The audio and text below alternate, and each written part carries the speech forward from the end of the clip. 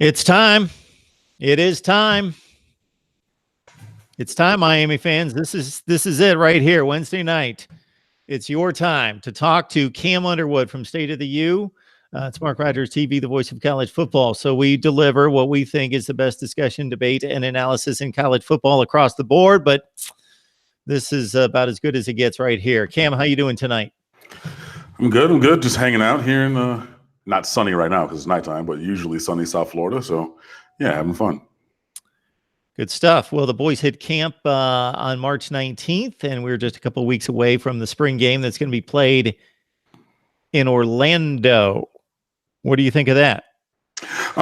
It's fine. There was a concert, was it Rolling Stones or something, that already had the date here at Hard Rock Stadium. That was recently canceled due to whatever they have going on with the band and everything. But Miami's still going to go up to Orlando that day. The week before, on April 13th, which is like next weekend, there's going to be scrimmage number 2.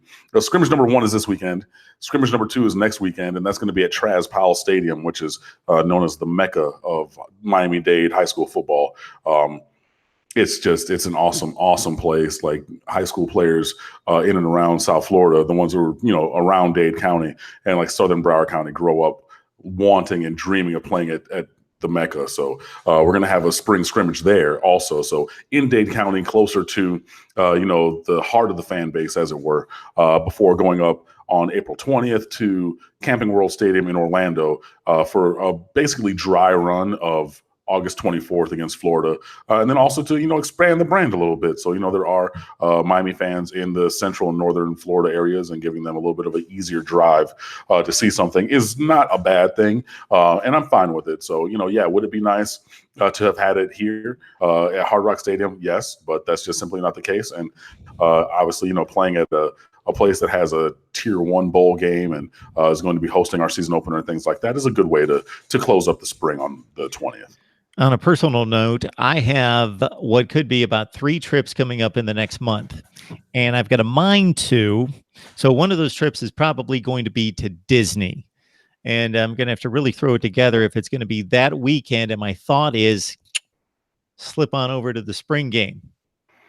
But that's Easter weekend, and my girl's in from college, and I don't necessarily want to leave that weekend. That's the only thing that's got me like, I want to pull the trigger on that, but I don't know if I will. Exactly. That is Easter weekend. So for those of us who celebrate that faith, then that might be a tough ask. I know that there are some people from South Florida who are like yourself and thinking about, hey, like I'm, if they're otherwise obligated and going to miss the first scrimmage, hey, like make it a day trip up to Orlando. But, from my house to Orlando to Camping World Stadium is about 3 hours, like door to door. So, I mean, you don't want to get there right at noon, which is when the game kicks off, and you want to get there a little early, which means you got to leave earlier and earlier, which means you're going to cut your Friday night, which means all those different kind of things. I mean, well, if you don't have Good Friday off from your job and things like that. So, I mean, there are all those moving parts, but if you do decide to make the trek down to Central Florida for that game, there will be plenty of people who are doing the same from this area. 30 folks already on the line. All you good folks, I'll just give you one big hi, hello from Cam and myself without running down the particulars here. We appreciate you jumping online to talk Miami football with us. Let's start with Unknown Faith. Is that the one? No, Sean Rounds is all over the recruiting. So, okay. Sean, hang on here. He's throwing out positions like nobody's business. We'll start at defensive line recruiting, he's asking about. Yeah. Okay. Well, Miami is in a good spot to start with. Let me open up my internet window. So, yeah, Miami has 12 commits right now. 11 of them for football for this year are from the state of Florida, with the one exception being Darren Branch from Amite, Louisiana, who's a defensive back. He could play corner or safety, or maybe even grow into a striker. So in that area. So 11 guys from the state of Florida. You have Samuel Anele, who is from Carroll City. He's bounced around to a few different high schools. He's 6'4", 245. He's really well developed. So Mark, this will seem similar. He's built like Joe Jackson coming out of high school. So I know that, I was saying like, oh yeah, cyborg and just like very developed and things like that. Samuel Anele is built pretty much the same. He's like a same weight, but an inch shorter.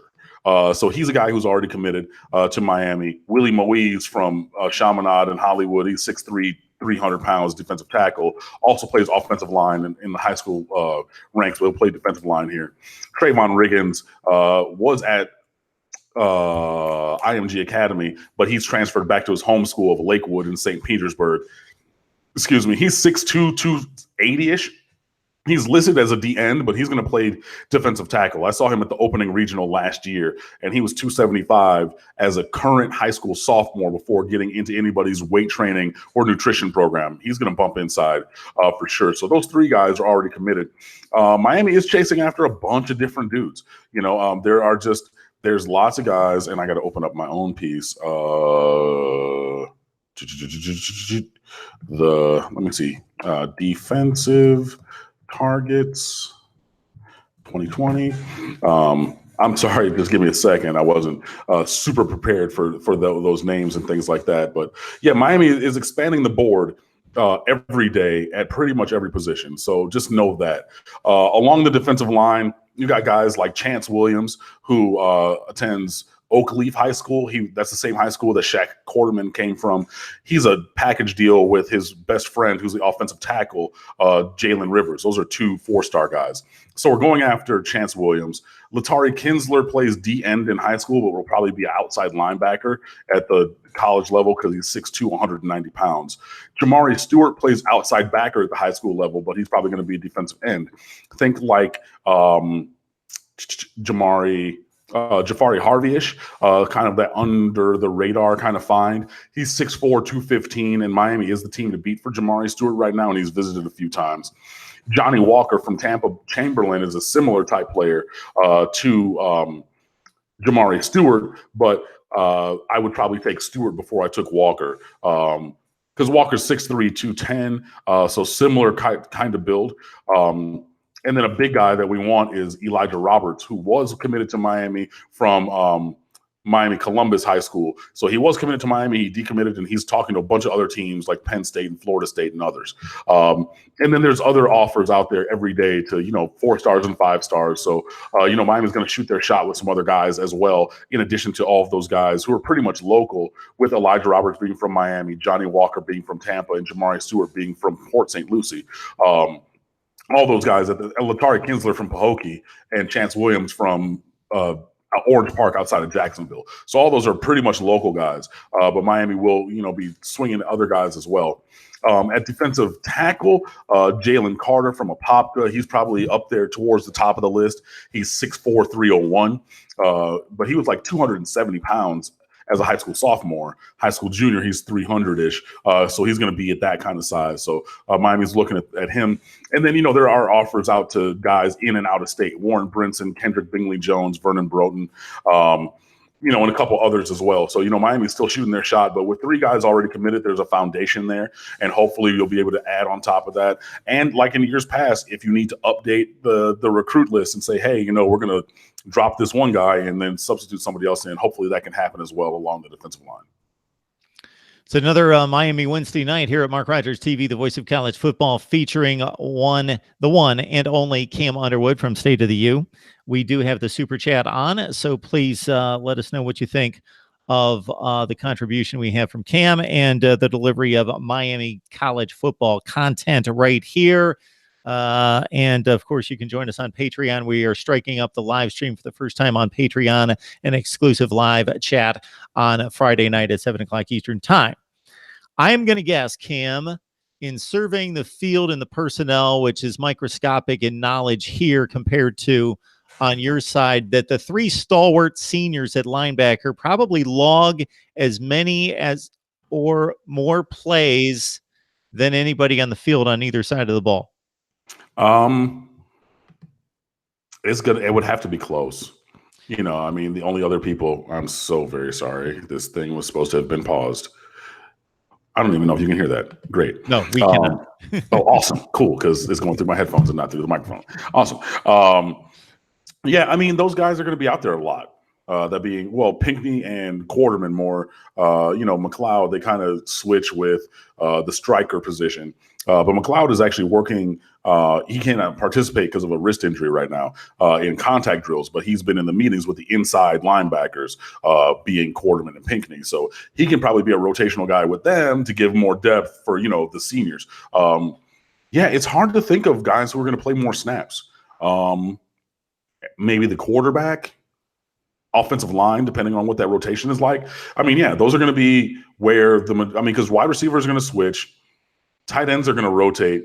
I've heard that Michael Irvin II is really making big strides this year, where he can be like a solid rotation guy, along with Brevin Jordan and Will Mallory, which would be really, really awesome for him and for the team. Running backs, obviously, you got 3 or 4 who can play, so they're going to rotate. Defensive backs, they might be close. But if you're running, go routes or on defense, and everything, they'll probably rotate a little bit. So I would probably say quarterback, offensive line, and then Quarterman and Pinckney would be at the top of the list for snaps. So I asked that, Cam, because DeQuandre Miller jumps in the live chat here and is asking about, despite the stability there, that next guy, the backup, the depth at linebacker. Oh boy, yeah, no, that's a great question, and that's really a place where Miami needs to find some guys, because it was one thing when Quarterman, Pinckney, and McLeod stepped in as freshmen, and you had a Mike Smith who was here for years. You had Darion Owens, he missed time with a knee injury, and then he transferred to Houston. You had Terry McRae, who bounced between D end and linebacker. You had guys who could spell them for a time. It wasn't the same caliber of player, but you had guys who could eat those snaps if you needed to. Right now, man, it's going to be, we'll see. Wayman Steed, he's going to need to step up. Bradley Jennings Jr., I think is back at linebacker, so he's going to need to step up. DeAndre Wilder is missing the spring with an injury, so maybe we'll see if he kind of comes back. And then you got 2 freshmen, Sam Brooks and Avery Huff, who are really, really good. Avery Huff, that guy is going to start as a sophomore. Like, he's that good. But as a freshman, maybe he's going to have to step up. So, it's the pickings are slim, and that's where you're going to have to kind of get creative, where maybe you have Romeo Finley playing that striker position a whole lot. And just doing whatever you do, maybe even you go to a dime package where you bring in like an extra safety. So you're going to have, I've talked about having 3 NFL safeties or NFL caliber players in Amari Carter, Gervin Hall, and Bubba Bolden. Maybe you have all 3 of those guys on the field with a Romeo Finley, with, and just you try to get the snaps from somewhere else other than necessarily a linebacker. But those guys past Pinckney, McLeod, and Quarterman are really going to have to step up. And I don't have a name for you right now of a guy who's going to do that, but that's going to be something to watch through the fall for sure. That's a really great question. And Cam, when you talk about the longevity of those 3 guys in particular and stepping on the field as freshmen, and here we are in their senior seasons, and just the stability, the outstanding play by Pinckney and Quarterman in particular, and then thinking about the status of the all-time great Miami players, and in terms of playing time, minutes, games logged, they're going to rank right up there. That I got to think, and not to take away anything from 2017, because they accomplished much in winning 10 games and a division championship, but they really, those guys, considering how good that they have been personally, then as a unit, then as a defensive unit, as a top 10 to 15 defense, both statistically and in reality, that it's got to be really burning for those guys to think, I want to leave this place making my mark. I already have to a certain extent, but as a team with a winning season, with doing something special this year. Yeah, you want to win. Like Herm Edwards, you play to win the games. Like, that's what we're here for. And especially at Miami, that is the legacy that all the players are charged with upholding, even if they're not actually performing to that level. Like, that's what the requirement is. That's what the goal is to win. And those guys bleed orange and green. I'm sure that they could have transferred. They could have definitely left early to the NFL, especially Shaq Quarterman. He might not have been a 1st-round pick, but you still get paid if you're a 3rd or 4th round pick. and then you're 1 year closer to free agency. So like, yeah, they definitely do want to win. They definitely are all about this program, and they've put their blood, sweat, and tears and play on the field into it. You see those guys make plays, and even in games that Miami lost in previous years, that they should not have, because their individual player, their defense as a whole is playing well. You see Quarterman, he's not as demonstrative, but Pinckney, he'll get up and he's that kind of effusive energy person. So they definitely do want to come out strong in their senior year. They want to right some of the wrongs over the course of their careers. As sophomores, like you said, you go 10-0, and then the bottom falls out after that. You start last year with a whimper against LSU. So those guys do want to win. So I know that they definitely want that, and they're going to have to, at some point, I think that they're going to be okay with what they've personally done and accomplished and achieved. But like most of us in pretty much any area, there's always room for improvement, and you can always kind of look back in the rearview mirror and say, "Damn, what if we would have had, this, or what if, or things like that." But I mean, I know all these guys, especially the senior class, they're going to be able to leave with their heads held high, that they stuck out, and they achieved a lot, obviously, as sophomores and things like that. But obviously, I think that they want the performance to be a little bit better moving forward. Just to really cement their legacy with wins.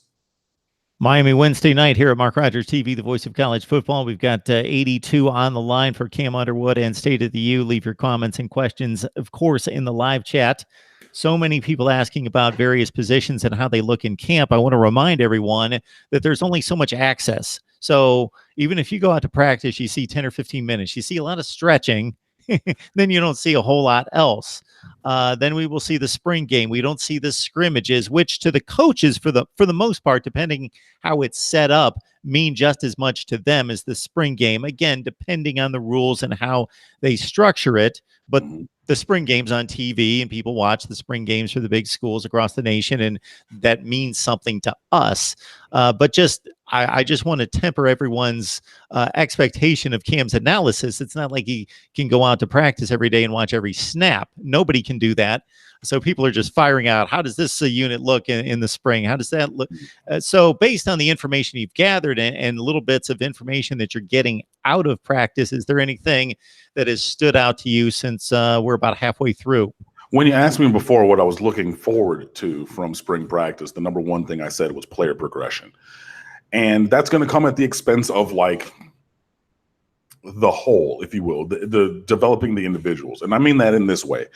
If you have guys, Dan Enos has spoken about with the quarterback position, the goal is to basically, tear them down to the studs and then rebuild. It's like Tiger Woods, after winning the U.S. Open by a record number of strokes, he fired his swing coach, got a new swing coach, and went back to the lab to rebuild his swing from the ground up. And everybody's like, yo, what are you doing? And that work will eventually be seen. But right now we're in the midst of that work. We're in the middle of a home renovation. So, Dan Enos, again, because he spoke about this after practice yesterday, was talking about, working on footwork, working on drop timing, working on arm angle, working on ball placement, working on these fine tuning things. And that's more important than the number one offense going out and getting 500 yards in practice and whatever, because you're really taking the time to develop the areas of deficiency for all of the players. So there is a lot that is going on, obviously shuffling around the offensive line to find a group of five, and getting that group of five coherent is a big thing. Now, again, we thought that things were going in that right direction at this time last spring. And then Gregory Rousseau had like 17 sacks that first scrimmage. And then the whole offensive line was like, no, we're going to switch all this around, because you got this 6'7" freshman who played outside linebacker, safety, and wide receiver in high school, puts his hand in the dirt because he's a great pass rusher finally in the college level, and you can't block him at all. And this is his first time really doing that. Whoa, pause, timeout. So, obviously the offensive line, that's a big thing. The quarterbacks and getting them to the requisite level. Dan Enos, and I know I'm talking a lot about him, but he said it yesterday. None of the quarterbacks are championship caliber right now, but you're in the process of getting them to where you want them to be. Wide receivers staying after, working on their hands and consistency. Obviously finding out who's going to be there in the defensive backfield. Because you're battling a couple of injuries. So you're still looking for your starters on safety, your starter at that second cornerback position. Learning Amari Carter is going to play probably some dime or some nickel. He's going to come down and because he can play that short area man-to-man defense really well. You're looking at all these different parts and pieces, but you're really kind of it's all. And I like cooking, obviously. I don't know if you follow me on Twitter, I talk about cooking and talk about food a lot. Right now, you're prepping all of the different parts of Thanksgiving separately. So mac and cheese is over here, collard greens are over there, the turkey's here, the ham. You're doing all these things individually, and later in the fall, you're going to bring all of that back together. So yeah, there are things that we can talk about at every single position probably. Cameron Harris used to be last name Davis, changed his name to Harris in honor of his father. He's pushing to be the starting running back now. And this time last year, he was the other running back in the class because we had, 5-star Lorenzo Lingard. Lorenzo Lingard gets hurt. DJ Dallas is still there. Cameron Harris says, look, I don't care who's here.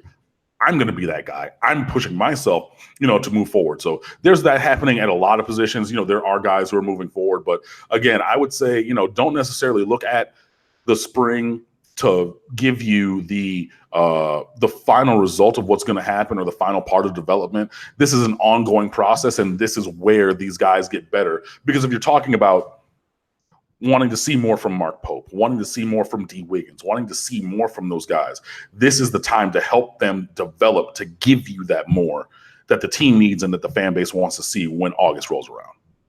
Cam, I want you to know that if you're having a rough day, tough day at work, whatever else is going on, what you do is you go to any of the live chats we've had, any of the live streams, and you go and you can click on the live chat and you can actually recreate the live stream and the live chat that was there. And you just read through the comments, and because the folks, they can't wait for Wednesday night to hear from you. So there's a lot of good comments, and I appreciate you guys actually, affirming what we do here, and in particular Cam's analysis. So there's some definite appreciation there.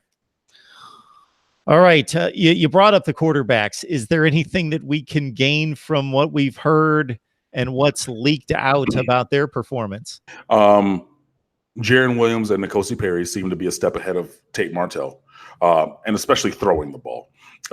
Tate Martell, he's an okay thrower. He's not going to make throws. Those throws where you're like kind of, because I have a baseball game going on over here on the TV screen. And, if I kind of look halfway and I see a throw or so, I say, oh man, wow, that was Ronald Acuna or that was whoever, like doing it. Tate Martell's not going to make those wow throws. He's just not. He doesn't have that kind of arm. When he throws, his ball is usually not a tight spiral. It usually has some flutter to it. And that's just how he throws, and that's fine. So obviously, N'Kosi Perry has the strongest arm of any of the quarterbacks in the room. I've said that since high school, and that part is pretty much infallible. Like you can argue with me if you want, but you're going to be wrong. Like he has a cannon for an arm, and he's able to show that. Now, obviously, working on some of the things with his footwork and his, the other parts of the mechanics, he has been off sometimes. N'Kosi Perry has, but he's been pretty good with his throws by all account. Jaron Williams is the most natural thrower of those three guys. And, on air, Jaron Williams will put on a show, boy. I've seen it. It is impressive. It's dart after dart. It's on time. It's all those things. But even still, rebuilding his base and technique and things like that, there have been days when Jaron Williams hasn't been 100% on, even though he and N'Kosi Perry both throw tight spirals that are easy to catch, and a little bit more, and they look better than Tate Martell's. Obviously, when you get a real tight spiral, it just looks like a circle coming towards, like those kind of things. So you see that from both of those, where all of them need to develop on their under center snaps and then drops. 3-step, 5-step, 7-step drops, both with their tempo and their spacing of their steps. Because, if your feet get too far apart and you get off balance and things like that, that can be disadvantageous for the offense. So they're working on that. The big thing is, and this isn't something that you'll really see in practice, if a play breaks down, I think that's where Tate Martell is really a step above Jaron and N'Kosi.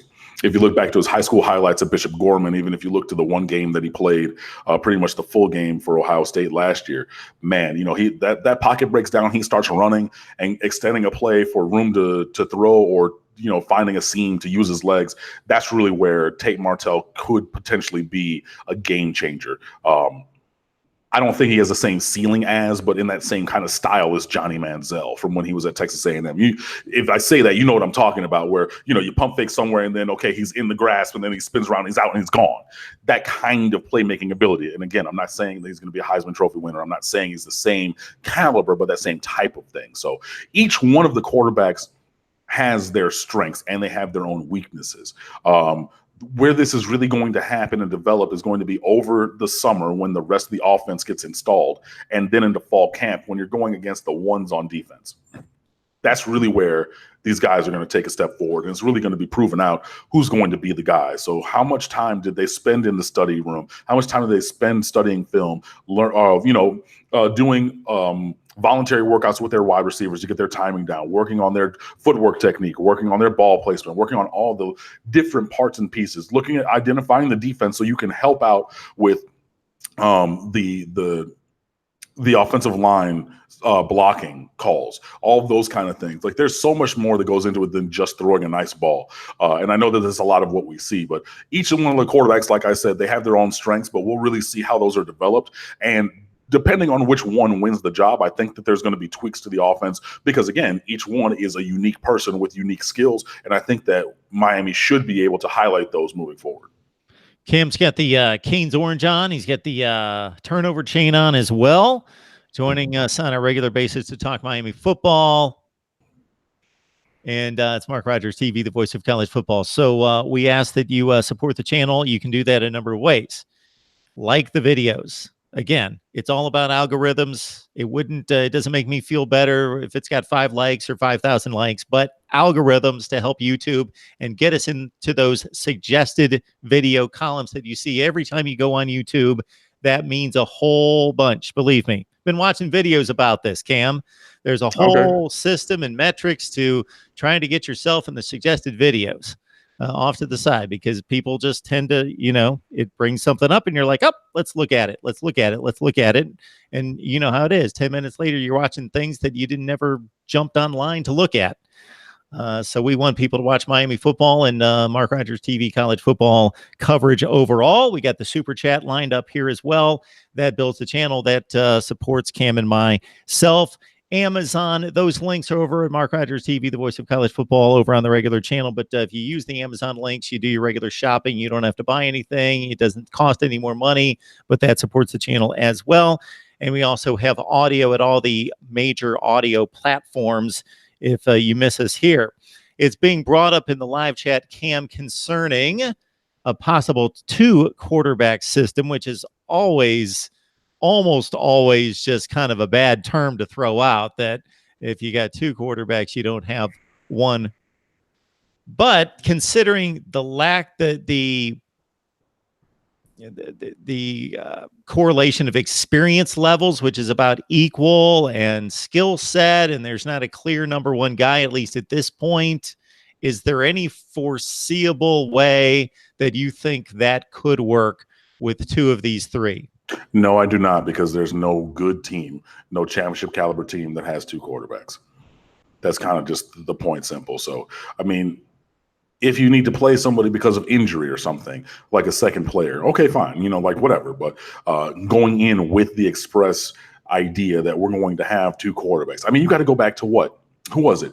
Jesse Palmer and Doug Johnson at Florida back in 97 or 8 or whatever that was, that was the last time. And I mean, I'm going to age you guys a little bit. That was 20 something years ago.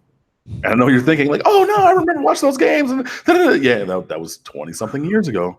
Exactly. So that was the last time that you had any team be any kind of successful with 2 quarterbacks. I don't see it. I honestly don't. It's too much of a gimmick. I mean, yeah, you can have somebody who comes in for a couple of plays. Tommy Stevens at Penn State last year, he was kind of the offensive weapon, and he had rushing, receiving, and passing touchdowns. He was doing all these different kind of things, but he was kind of like a Cordell Stewart / player, like a guy you plug in and have him do a bunch of different things. I don't think that it's sustainable for any team, Miami included in that, to have 2 quarterbacks that are rotating every couple series or every quarter or something like that. I just don't think that that's a thing that would breed success. So we're talking Miami football with Cam Underwood. I was scanning the years trying to come up with some kind of an example. And of course, people will bring up Tim Tebow and Chris Leak. That's exactly what you're talking about there being a specific role for a player. They weren't splitting time. They weren't coming in every other play, every other series. Chris Leak was the starting quarterback. Tim Tebow ran a wildcat down near the goal line. And that's not splitting time. Chris Leak was the starter. Right, exactly. I mean, and Tim Tebow is, he's a tight end playing quarterback. He's a big dude. He's running over dudes, and that's when he started that jump pass thing, on goal line. Like, yeah, that's a package. That's not a rotation per se. So, I mean, could a package work? Like, you kind of come in and be like, okay, cool. We're going to bring in. I'm going to just use one of them. Whoever starts, we're going to bring in Tate because Tate can run. You know what I mean? And we're going to do more inverted veer, more quarterback run. We're going to do different things to try to get him moving. And that's going to be like a little package that we're going to use for 3 or 4 plays. Sure. But I don't think that, okay, cool. We're going to have each quarterback's going to get 7 plays. So for 7 plays, no matter what that 8th play would be, it could be 3rd and 15. It could be 1st and 10. We're going to go to the next quarterback. That's a rotation to me. And I don't see that happening. I just don't. And you'll know this, Cam, because this was just a couple of years prior to you, I believe, going to Miami, is that at Michigan, there's a misnomer out there. I've heard many times that Tom Brady and Drew Henson split time. No, Tom Brady was not a prized recruit. Drew Henson was. Henson was supposed to win the job. He did at one point. I think Brady beat him out like game 2, game 3, and basically didn't relinquish the job, had the job in 98, 99, won 2 bowl games, won the Orange Bowl Classic against Alabama. Tom Brady was a really good college player. People forget that he had 2 very productive seasons and, again, 1 major bowl games. And then Drew Henson took over in 2000 and had a great year for Michigan. Yeah, no, I remember that greatly because I was one of the one's who wanted Drew Henson to be Michigan's starting quarterback. Again, I'm a Detroit native. I grew up going to University of Michigan games. Like, I have friends and family who went to and played at the University of Michigan. So, like, yeah, I was around that. And I saw Drew Henson. Drew Henson was one of the best athletes I've ever seen. I know I'm kind of going on a tangent here, but whatever. You guys will deal. He averaged 22 and 15 with 7 assists in basketball. He was Mr. Football. He was Mr. Baseball. Obviously, he got drafted in the first round by the Yankees and signed with them. I saw Drew Henson hit a ball at Brighton High School in the playoffs his senior year, which would have had to been 97, which is like my sophomore year in high school. I saw him hit a ball that is still orbiting the 5th moon of Saturn. I mean, this ball, it was the farthest ball I've ever seen. And I mean, I've seen Cecil Fielder and Mickey Templeton hit the ball out of Old Tiger Stadium. I was watching live when Ken Griffey Jr. hit the ball off the warehouse in the home run derby at Oriole Park or Camden Yards. This ball was hit farther than that. And Drew Henson was Paul Bunyan. He was just like, he was larger than life, and he was 6'5", 240, and he was hurdling dudes and dunking on people and hitting a ball to the moon. He was that mythical figure come to life. But yeah, you just had little, 6'4" skinny Tom Brady who wasn't as heralded, but the ball was on time and he made the right calls and that ball got there. So yeah, he did beat Drew Henson out from that job. And, people, when Michigan was winning or losing big, because I was there in 96 when Donovan McNabb and Syracuse ran them out of the big house. So they were down by 40 points and put in Drew Henson. So everybody's like, oh yeah, cool. Da, da, da. And you kind of like, yeah, history makes you think, oh yeah, that was a rotation or anything. No. That was the fan base and everybody wanting Drew Henson. But Tom Brady being steady and being the Tom Brady that you guys know and love or hate, he was that guy at Michigan. He just went out, job got done, points got scored, boom. So yeah, that's what it was. And yeah, thank you for letting me go down memory lane. Well, it's kind of odd, but I remember one play that Drew Henson made, and then we'll turn it back over to the Canes. This was at Ohio Stadium, of course, one of the big rivalries in sports, Ohio State, Michigan, and it's in the books as only like a 5-6 yard touchdown pass. But Drew Henson carved up this defense, scored 38 points. He had like a 22 for 25 day. This was in 2000. And he got pinned over like on the right sideline. Ohio State had 3 first-round defensive backs. Mike Doss at safety, Nate Clements at corner, Ahmed Plummer at corner. They did not They thought there's no way he can throw the ball all the way back to the other corner of the field, and he ripped a throw and beat them all to that corner. Like I said, I mean, he was go back and I know that there's highlights on YouTube from Drew Henson in high school and like his time at Michigan. He was that guy. Like you could have told the last thing I'm going to say, because I know we're going to get back to Miami. I was fully convinced that if he would have picked, and I am to this day, if Drew Henson would have picked either baseball or football, he would have been a Hall of Famer. That's the kind of talent this guy had. When is the last time you saw somebody, not just a quarterback, but we'll keep it within the Miami frame there, that at whatever point you saw his recruiting tape, saw his high school tape, maybe first year at Miami, you thought this is a generational kind of guy, even if he didn't fulfill it? Oh, at Miami or just in general? Miami. Oh, boy. Okay. Well, that takes away my ready-made answer then. Well, you can throw that out too. My ready-made answer was Patrick Peterson when he was Patrick Johnson at Blanche Ely High School. He did everything. Yeah, he was a freak. I walked by him on the field before the game, and I just remember it was kind of like, first base Bugs Bunny, second base Bugs Bunny, third base Bugs Bunny. I mean, like Patrick Johnson at the time, Patrick Peterson, he played cornerback, safety, linebacker, defensive end, quarterback, running back, wide receiver, tight end, punt returner, kick returner, punter, and just, I mean, everything. Like he was insane. He was phenomenal. He was ridiculous. In a Miami sense, I would say that the last one that I knew immediately, like when I saw a specific thing, was Duke Johnson. His senior year in high school, Duke Johnson, was just unreal. I went to the Mecca Traz Powell, like I spoke about already. I went down there for Miami Norland, which is where Duke Johnson and Eric Flowers went to play Miami Northwestern. And Duke Johnson, I think he had conservatively 390, 400 yards of total offense, or sorry, all-purpose yards, including kickoff returns and punt returns. And I almost got in trouble with the Northwestern fans because I was sitting on the Northwestern side because a friend of mine, I'm a musician, so we knew the band people, so we're over there on the Northwestern side. And Duke Johnson was just gone. I mean, like he had like 400 total yards, like 5 touchdowns or something, and he would just break loose. I mean, man, that was crazy. And like that's a Miami Northwestern team that, again, one or two guys went to Miami, other guys, played college football, other guys are playing in the NFL. Like that was no, Sisters of the Poor, running clock, JV level caliber team. This is a team that had FBS recruits, and Duke Johnson just looked like he was in fast forward with everybody else on the field. So that would be the one that I saw like in person. Yeah, that he's pretty special. For a highlight tape watch, because I did not get to see him in person in high school, that would have had to have been Amon Richards.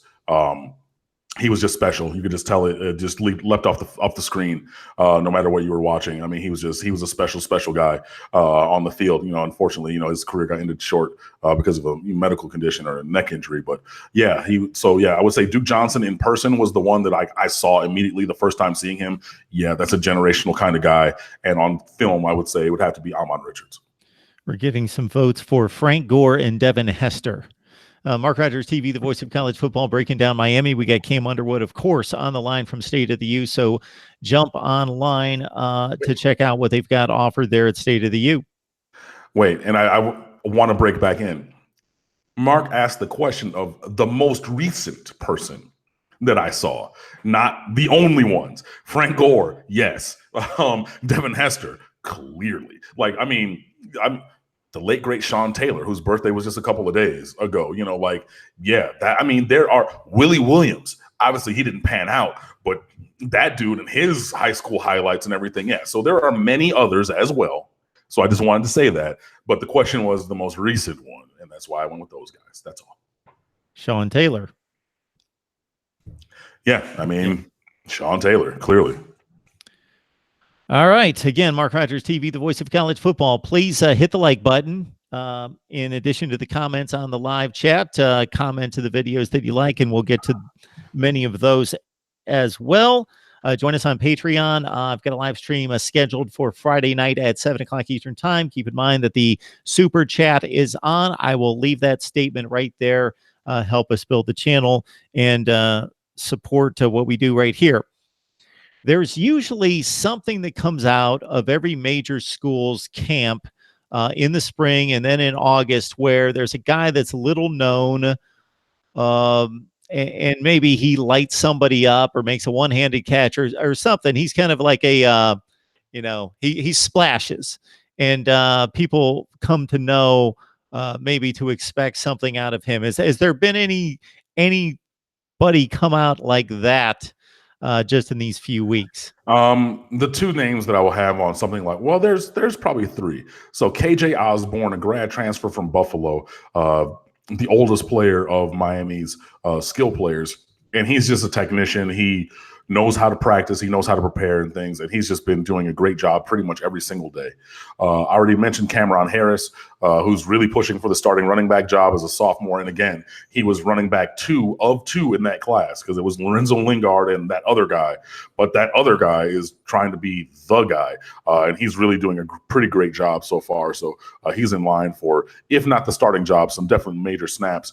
The one who I will say maybe a little bit off the radar, early enrollee Jeremiah Payton from Duncan U. Fletcher High School up in Neptune Beach, Florida. One of 3 early enrollees only, because there's a lot of guys in this recruiting class who attend Catholic or parochial or preparatory schools where they're not able to finish their academics early enough to early enroll. But Jeremiah Payton, went to a public school, and he's there already, and he's making plays. He's already, been interviewed or made available after practice. Pretty much everybody's raving about him. KJ Osborne, again, who's a 23-year-old fifth-year senior, he's talking about how he's taking Jeremiah Payton under his wing and he's making great plays. The coaches are talking about it and things like that. So I would say on offense, it would probably be those 3 guys. You don't really get the same kind of wow plays on defense as like a one-handed catch or anything, but a guy who has stepped forward and been mentioned many, many times for this is John Ford. At defensive tackle, and he's a guy who's going to have to step up. He's the biggest physical dude at the defensive tackle position, and he's a guy who I did get to see at Fort Lauderdale Dillard High School. I saw him probably 4 times in high school. He's like 6'5". I mean, he was 275 in high school, so he's got to be approaching 300 or 310 now. And he's a big physical dude, and he's finally playing to that size. And that is going to be big because, with Gerald Willis being gone, obviously, like I talked about, defensive line and defensive backs are really looking for guys to step up. And, when you have the biggest dude in the room stepping up in that kind of a way, that's a big, big bonus. So, I think John Ford would be on that list as well. So how are things working out there at State of the U? What's the latest in regards to, in your absence, I went after that staff. I went after you guys and brought a few of your staff on here and got some good stuff out of them. Yeah, man. I mean, it's good for them individually and us as a site to continue to have visibility and things like that. So, I know that they did a great job. Really just trying to get through the spring, Gabby Urrutia is turning into pretty much our beat writer. He lives close to campus, and he's a good, very good contributor. I've said this many times. I've said it in public. He's gonna go on to big things. Gabby is past State of the U even. And we've had other contributors, like I said, contributing to The Athletic now and 247 Sports, Rivals, different local and regional media outlet networks and things like that. And Gabby is going to be one of those next ones. So if you didn't watch the video that he did with Mark, please be sure to do that because he's a rising star in this industry. And I really honestly and truly believe that. So between him and Marshall Thomas and a couple other guys, we're just grinding through. So just really going to recap through the spring and see what was going on. And then obviously try to have some interesting, engaging things for you to connect with over the course of the summer. Obviously, watch list season when that happens in June and July, pending if I'm not on vacation or not. So I mean, well, I might not write those pieces, but somebody I'm sure will. But yeah, we're still going to be looking at a couple different things. John Reynolds is working on baseball for the Canes. I think they lost tonight, unfortunately. But yeah, we have a variety of things, and we're still always going to try to push the vanguard of creating content for you with commentary and analysis. So we always just keep doing that. And hey, maybe if you're sitting out there watching one of these and saying, I have a voice where I can contribute something or whatnot, we're probably going to do writer recruitment. We do it annually, probably in May-ish. I might move that up a little bit after the end of spring practice and do it in April. So, yeah, we're going to do that as well, which is like an annual thing because, some people move on to other opportunities, which, they're more than welcome to do. So, yeah, just always running a growing blog, media outlet and things like that. So just continuing to try to do the things that we've done, which we try to do to a high level, and then give you some new things along the way as well. So, Cam, I asked about the player that's possibly splashed in practice as we near the spring game coming up on April 20th in Orlando. Who would you like to see splash? Meaning, when I ask that question, I think who has, elite talent that we haven't seen produce on the field, but you can interpret it any way that you would like to see show out. I mean, obviously, I'm a noted N'Kosi Perry fan.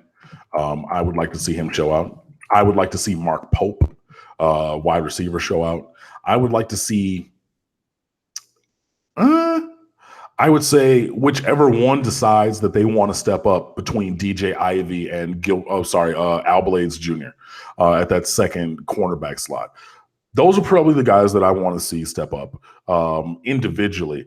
In general, and maybe this is just me, I don't really care who the names are on defensive line or offensive line. It could be anybody. I just want that job to get done. So I would say on those positions, I want those positions to do well, regardless of who's playing. But those individuals, I would say N'Kosi Perry, Mark Pope, and either or both DJ Ivy and Al Blades Jr. Those are who I would like to see. And Gervin Hall, because Gervin Hall's been dinged up a little bit, and he is an NFL caliber talent. And I want to see him go out there and then remind people. Because if you didn't watch the recruiting highlights and things, because he's an early enrollee and he went to Palm Beach Central for a couple of years before transferring to Palm Beach Gardens. And even the year he was at Gardens, I think they lost in the first or second round of the playoffs. You're like, this guy really, Nick Saban doesn't take his helicopter to recruit everybody. Otherwise, it would be on the news every single day.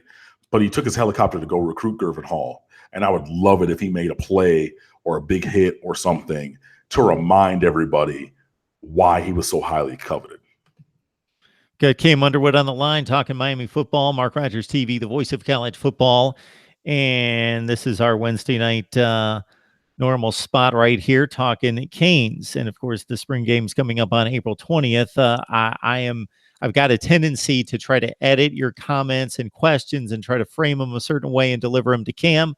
That's a bad habit of mine, and I will try to stop. I'm an editor really not by trade, but I tend to edit people. I get proposals at work all the time, and then I hand them back, and they've got red ink all over them, and rewrite it. So that's just kind of the teacher in me, even though I would not be a good teacher and never have been. But I'm going to just shoot this one straight because a number of people have asked it in different ways. But Sean Rounds cut right to the chase on, does Cam think Miami will be elite again? If so, how and when? I always think that is definitely possible. I think it's probably a year, maybe two away, because I think that we need a little bit more quality depth. And just by being Miami, by getting back to the roots of the championship past for this program. Kevin Fielder, one of our contributors, just wrote a piece talking about how Miami's offense needs to be defined by speed. The defense has already been defined by speed. Manny Diaz brought that back. But defining the offense by speed could be a thing. I would just define the offense by being dynamic. Dan Enos has talked about the offense being multiple. They were working on I formation football yesterday at practice, which is in addition to all the other things. So I would say, yeah, Miami just getting back to being Miami. Like, we can just be badasses. Like, let's be jerks. Like, I mean, that's the hashtag that I started. You know, like I don't care what anybody else thinks. I don't really care how it looks. But yeah, that's what I would say. So, I mean, from a functional standpoint, probably a year or two, maybe with a second-year starting quarterback, a little bit more functional depth, and even the guys who are returning, stepping their game up for a little bit. But I don't think it is crazy. I don't think it's outside the realm of possibilities or reasonable thought to say that Miami can be elite in the future. I'm not going to say it's going to be easy. I'm not going to say, I mean, maybe instead of 1 or 2 years, it takes 3 or 4 or more, you know. I mean, Clemson used to have Clemsoning. It was like a thing, you know what I mean? Like a great team or a very good team, and they would find ways to lose terrible games, and that would derail them for the rest of that season. Like, you know, like Clemson had to go through the whole Clemsoning phase of life before they became Clemson, you know, and maybe Miami has to go through a similar time, but I'm not going to sit here and say that that's impossible, especially with the kind of talent that is in the local recruiting area, the kind of talent that's on this roster. And I think the hunger and desire from the coaching staff and the caliber of defense that's already there. Like Miami's like half a team already. You know what I mean? Like half of a championship caliber team. So yeah, I think that it is definitely possible. I think it is possible in the short to medium term, but there's definitely work that is needed to be done to get there. And hopefully Manny Diaz and the staff are the men to lead this team towards that end. I would say that Clemson in 2011 is similar to Miami 2019 in that it was a very good team. Their record was better. They made it to the ACC championship game, etc. But this program is only 1 year removed and still has the best roster in the division. So I'm discarding 7-6. Not that it's not credible and it's not in the books, but in regards to where the program could be very quickly. And Clemson in 2015 was standing toe-to-toe with Alabama in the national championship game. In 2011, they were being blown to smithereens by Geno Smith, 70-33. And really, if you watch that game, they could have given up 100 points. It was like 65-something in the third quarter. You know, so they got it together rather quickly. And they had the offense and not the defense with Taj Boyd, et cetera, Sammy Watkins, then kind of opposite to Miami. Yeah, no, I mean, I think that definitely fits. That's an apt comparison. But even still, you know, you're talking from 2011 to 2018. You know, you're talking 8 seasons inclusive of 2011. Like that's a while. You know, hopefully, you know, it wouldn't be that long for Miami. I think if steps are taken forward, then I wouldn't say, you know, like throw out the baby with the bathwater and like, oh, we need to get rid of Manny Diaz or something, you know. But if you're still chipping away towards that goal, but yeah, I mean, I fully believe that Miami can be an elite program again. They can return to championship caliber football. But again, it's not easy, and it's going to take time and effort from everyone to get there. Cam, as is typically the case, we have the most people online when we're about to sign off. Yeah. I mean, Johnny come lately. It keeps simmering and humming, and it keeps mounting and mounting and mounting, and we're at the 140 some range, and this is where we're peaking out at 141 right now, and had various levels before that. So that's what this means, is that you need to go back and watch the entire video. It also means that one of these nights we'll have Cam, you know, off camera. He'll be having dinner, watching a little bit of a ball game, listening to music, doing whatever you want to do, having a glass of wine. Then we'll bring you on when we got the crowd already and here. We got the packed house, you know, not just when we got a few rows filled. I mean, look, I'm a performer. I've been performing my entire life, whether it's an audience of one or an audience of thousands. Literally, I've done that. So I'm here for anybody who's here to get this show. So, you know, if you want to have more people here, then tell your friends. If not, and have it kind of be like that band that you were a fan of growing, you know, before they got big, you know, that artist that you know, when they were indie and they were grinding and you found them and, you know, that kind of thing. And you wanted to be a smaller kind of intimate group. I'm good either way. So it doesn't make me any difference. You know, I'm going to be here hopefully creating and giving you that content and commentary that you guys enjoy. So either way is fine for me, but I'm good. And that's the reason I send out the notification hours in advance, hoping that that's why you got to subscribe. If you watch the videos and really like the content, but you're not subscribed, then you don't get a notification to let you know 8:30 Eastern time we're going to be on live, and then you stumble upon us at 9:45 and you missed everything. So please keep that in mind. And in this particular case, before you do that, you're going to watch the entire video because Cam covered everything that you guys continue to ask questions about. Quarterback situation, defensive line, on and on and on. Believe me, Cam has covered it, if not tonight, in recent weeks, and we'll continue to talk Miami football as much as we can get Cam on here. Cam, I think we've done some good work. Well, I should not lump myself into that statement. Pardon me for that. I merely facilitate. So thank you so much for jumping on, as always, sir.